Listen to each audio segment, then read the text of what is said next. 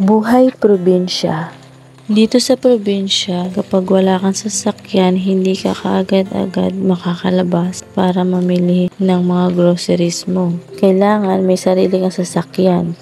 Pero wala naman ako nun, kaya nag-uutos na lang ako sa aking hipag or sa aking bayaw. Since nag-aaral na nga ang aking hipag, hindi ko na siya nauutusan. Kaya doon naman ako nag-uutos sa aking bayaw. Pero kasi may trabaho din kasi yung bayaw ko, kaya hindi ko lahat pwedeng iutos yung mga gusto kong ipamili. Kung magpabili man ako, is pa isa-isa, dalawa, tatlo, at yung pinaka-importante lang. Siyempre may time na gusto ko ring mamili para sa sarili ko.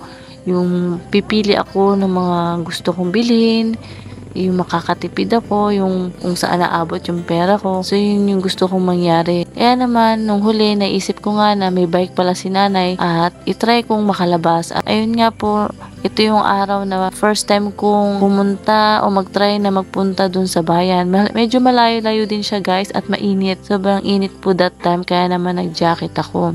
At ayun, awa ng Diyos, nakarating ako sa bayan, hindi naman po ako naligaw at masaya ako na naibili ko yung gusto ko para sa amin ng anak ko. Kung natatanong niyo po kasi wala po akong kasamang asawa kaya mas swerte naman ako na may kasama naman ako rito biyanan at mga hipagbayaw. Pero syempre, limited din yung pwede kong iutos sa kanila kasi may mga kanya-kanya silang trabaho. Kaya naman, masaya ako na nakakalabas ako that time, nakabili ako ng dapat kong bilhin at nakapag-exercise din ako. And hopefully na matuto din ako mag-drive ng motor.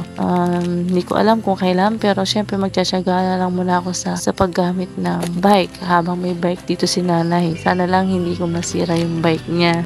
Ikwento ko lang sa inyo guys, dito kasi mahirap po talagang makasakay ng tricycle kasi nga po malayo at dulo po kami. Hindi po gaya doon sa Pasig na pagkalabas ko lang ng doon sa amin ay meron ka na masasakyan. Dito po kasi ay nasa looban kami kaya swerte ka kung meron kayong sasakyan, makakarating po agad kayo dun sa bayan. Kasi dito po sa lugar po namin may tindahan pero hindi lahat ay pwede mong mabili. Kaya dapat talaga ay makarating ka dun sa bayan. At dahil nakatapos na ako ng pamimili at alam kong napagod naman ako, kaya bumili ako nitong bagong tayo dito ng milk tea.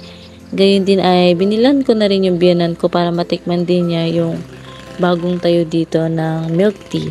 So ayan nga, pagod na pagod ako mag-bike papunta dun. So medyo 10 AM ata yan ang bumili ako. And then after nyan guys, isinundo ko naman yung anak ko sa kanyang school.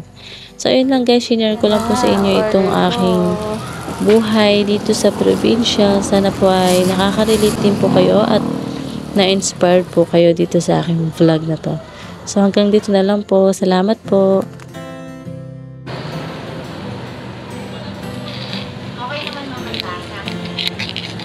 Hindi po sobrang tamis. Sakto lang po.